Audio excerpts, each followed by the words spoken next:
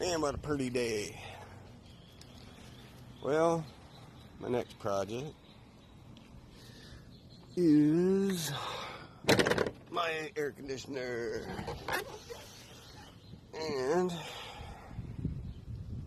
got a couple of weird things. In the fuel service manual, it shows a dryer right here.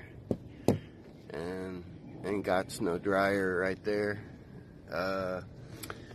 This guy locked up on me.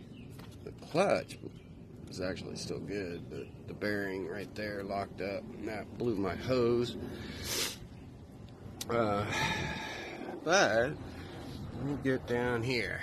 So somebody ghettoed that hose, so I need to replace this hose, and I guess that's my accumulator dryer, right?